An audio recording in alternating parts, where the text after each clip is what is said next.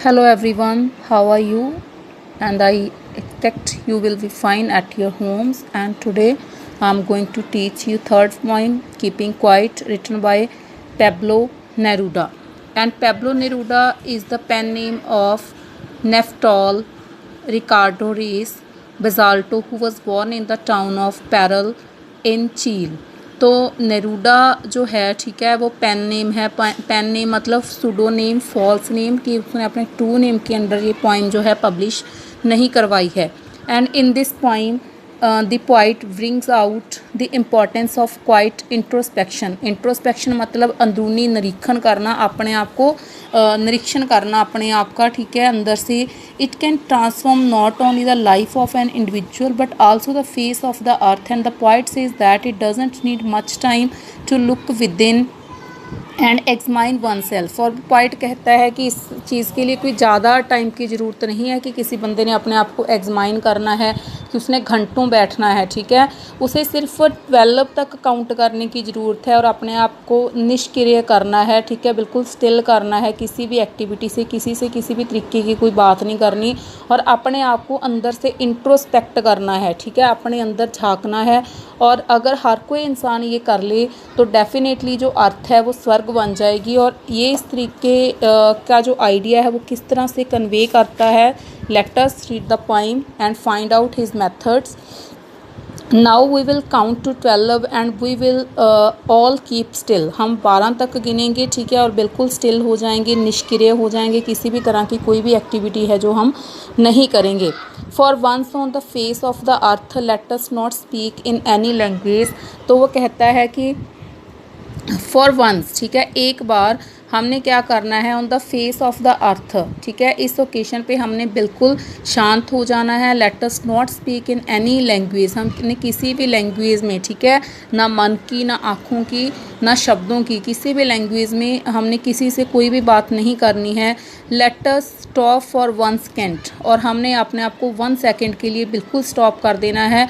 अपने जो मतलब बाहरी दुनिया है हमने उसके साथ अपना 1 सेकेंड के लिए बिल्कुल जो अपना टच है वो छोड़ देना है। क्योंकि वो ये क्यों दिखाना चाहता है, क्योंकि इस मटीरियलिस्टिक वर्ल्ड में जो हर बंदा है वो किसी ना किसी चीज़ के पीछे भाग रहा है। और वो भागते भागते, चाहे वो सक्सेस है, चाहे वो मनी है, उन चीज़ों के पीछे भागते भागते कई बार वो अपनी लाइफ का जो असली मोटिव है, ठीक है, जीने का, अच्छे तरीके से जीने का, वो इन चीज़ों को भूल जाता है। इसी वजह से वो ये आइडिया कन्वे कर रहा है। And not move our arms so much, और हमने अपने हाथ भी इधर उधर बिल्कुल भी नहीं चलाने हैं। It would be an exotic movement. Exotic मतलब बिल्कुल अट्रैक्टिव, बिकॉज अनयूजुअल, बिल्कुल विचित्र होगी, ठीक है, दूसरों से अलग होगी। एंड विदाउट रश, रश मतलब किसी भी तरह की जो भाग दौड़ है वो भी नहीं होगी, हम बिल्कुल शांत हो जाएंगे। विदाउट इंजन्स, जैसे हम मशीन्स बरत रहे हैं, चाहे हम हमारे ऑटोमोबाइल्स, कार्स वगैरह हो गए, ये यूज़ कर रहे हैं, ठीक है, चाहे कुछ भी है, हम विदाउट मशीन्स, विदाउट इंजन्स, ठीक है। We would all be together, और हम सब इकट्ठे होंगे एक ही पोजीशन में। इन अ सडन स्ट्रेंजनेस, और एक अजीब सी स्ट्रेंजनेस, ठीक है, बिल्कुल शांत सा माहौल होगा। कभी सभी लोगों को ये कहना चाहता है कि अगर वो शांत तरीके से अपना अंदर से निरीक्षण करें और अपने आप को पहचानें, ठीक है, और अपने अंदरूनी जो विचार हैं उनकी जांच करें, उनकी समीक्षा करें, वो एक सेकंड के लिए खामोश होकर बैठ जाएं, सिर्फ 12 तक गिने। ऐसा करने से, ठीक है, वो मतलब बिल्कुल कोई इनएक्टिव हो जाएं, स्टिलनेस एक बार हो जाएं, ठीक है, तो क्या होगा, किसी भी तरह की शारीरिक गतिविधि ना करें तो ये पल जो है उनके लिए बहुत ही मीठा और अद्भुत प्रतीत होगा। क्योंकि इससे जो शोर शराबा है वो भी नहीं होगा, और इस खामोशी से वो अपने आप को अंदर से, जो मतलब किसी, जैसे आप बैठे कहीं हो, दिमाग कहीं चल रहा है, ठीक है, फिर एक के बाद दूसरा थॉट जो आपके माइंड में चल रहा है, तो ऐसी जो थॉट्स हैं आप अपने आप को इकट्ठा महसूस करेंगे और अपने इस इकट्ठेपन के एक अद्भुत अनुभव को, एक अजीब सा जो एक्सपीरियंस है आप अपने अंदर महसूस करेंगे।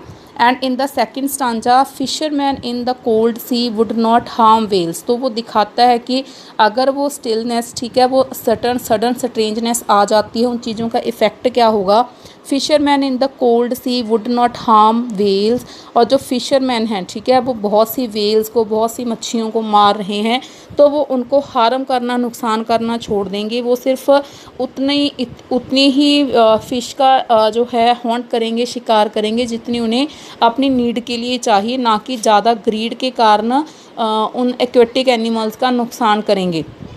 And the man gathering Salt, और वो बंदा जो कि समुंदर के किनारे, सी के किनारे नमक बना रहा है, इकट्ठा कर रहा है, would look at his hurt hands. वो 1 सेकेंड के लिए अपने जो हर्ट हुए हुए जख्मी बाउंडेड हैंड हैं उनके ऊपर देखेगा, और वो सोचेगा कि जितना नमक उसने इकट्ठा किया है वो इनफ है।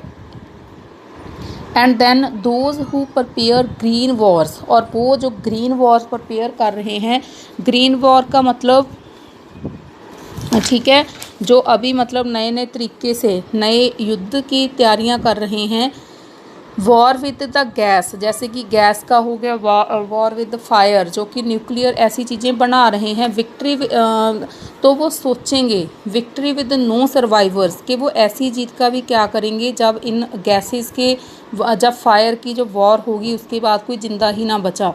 And would put on clean clothes and walk about with their brothers in the shade doing nothing. और वो क्या करेंगे, वो अपने वाइट कपड़े पहनेंगे, मतलब वो अपने हाथ और अपने कपड़े जिन लोगों को, जिन कंट्रीज़ को वो अपने एनिमी समझ रहे हैं, उनके खून से गंदा नहीं करेंगे। इवन दे विल थिंक के जो वो लोग हैं वो भी उनके ब्रदर्स हैं।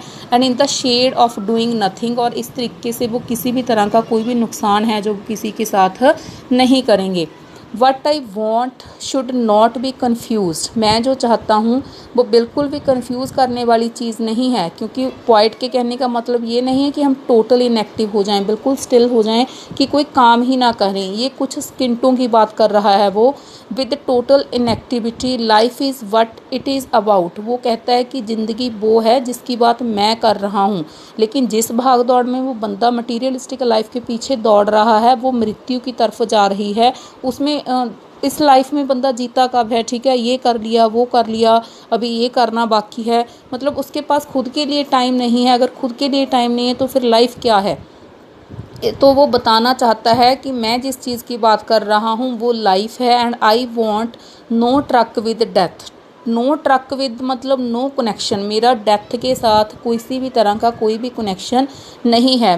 मैं ये मेथड क्यों दे रहा हूँ, पॉइंट कह रहा है कि मैं लोगों को लाइफ देना चाहता हूँ, ठीक है। If we were not so single minded, अगर हम इतने सिंगल माइंडेड ना हों, ठीक है, about keeping our lives moving, तो हम हमारी जो if we were not so single minded, अगर हम इतने मतलब डेटरमाइंड ना हो, हमारे पास कोई सेल्फ मोटिव ना हो, तो हम डिवोशन, ये वर्क किसके लिए कर रहे हैं, about keeping our lives moving and for once could to nothing. तो हम क्या करेंगे ऐसी सिचुएशन में, we should pursue our actions with single devotion, and if we don't do so we shall land ourselves in very sad situation. अगर हमने अभी अपने एक्शंस को, अगर हमने अभी अपनी बातों को ऑब्जर्व ना किया कि हम क्या कर रहे हैं, तो डेफिनेटली समहाउ हम अपने आप को एक बड़ी बैड और बड़ी सैड कंडीशन में डाल लेंगे।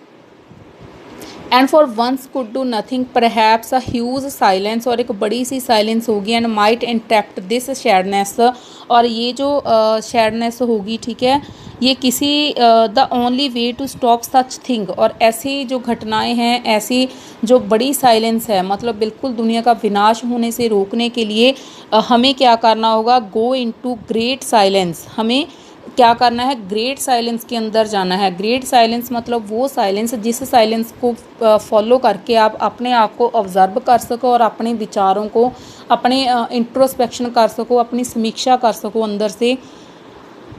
And the way to stop such thing from happening to go into great silence, that is deep introspection. और वो ग्रेट साइलेंस कब आएगी, जब आप अपनी डीप इंट्रोस्पेक्शन है जो वो करोगे। And of never understanding ourselves and threatening ourselves with death. अगर हम अपने आप को, अपने सेल्व्स को नहीं समझेंगे तो हम डेफिनेटली एक बड़ा सा खतरा जो कि हमें मौत के मुंह की तरफ लेके जा रहा है, हम उधर बढ़ जाएंगे। ठीक है, in the blind race of the materialistic life perhaps the earth can teach us. शायद हमें जो धरती है वो सिखाती है, बहुत कुछ सिखाती है अगर हम सीखना चाहें, अगर हम इस चीज़ को देखें। As when every thing seems dead, कि जब सब कुछ डेड दिखाई देता है, अगर कोई बंदा सोचे कि ये पॉइंट क्या कह रहा है, ये तो बिल्कुल इनएक्टिव होने की बात कर रहा है, तो वो बताता है कि किस तरह से हमें धरती भी सिखाती है। ठीक है, when everything seems dead and later proves to be alive, तो वो यहाँ पे जहाँ पे कहता है एवरीथिंग सीम्स डेड, तो वो विंटर सीज़न की बात करता है कि जब विंटर सीज़न होता है तो जो एक्टिविटी है वो धरती पे बहुत कम हो जाती है, ऐसे लगता है कि जैसे धरती बिल्कुल डेड हो गई है।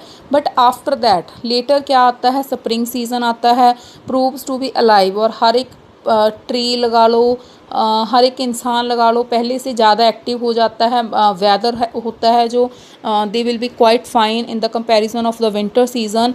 तो हर एक चीज़ जो है उसमें चेंज आता है और दोबारा से जो ज़िंदगी है वो अलाइव लगनी शुरू हो जाती है। तो अर्थ भी हमें सिखाती है कि अगर हम एक बार स्टिलनेस हो जाएंगे, हमारा इंट्रोस्पेक्ट करेंगे, तो उसके बाद जो रिज़ल्ट होगा they will quite lively then in the comparison of the present life situation. now I will count up to 12। तो पॉइंट कहता है कि अब मैं 12 गिनूंगा और वो रीडर के ऊपर ये चीज़ छोड़ देता है। And now you keep quiet and I will गो, कि मैं 12 तक गिन के जहाँ से चला जाऊँगा और आपने अपने आप को कीप क्वाइट कर लेना है, बिल्कुल शांत कर लेना है, इनएक्टिव कर लेना है, स्टिलनेस कर लेनी है, without talking with any one, without doing any kind of work, without thinking any kind of things, just think अब, just introspect your self and I will go from here, और मैं यहाँ से चला जाऊँगा। ठीक है, तो this is all in all about the poem. I hope you will understand it better, and if you have any problem then you can message in inbox. Thank you so much.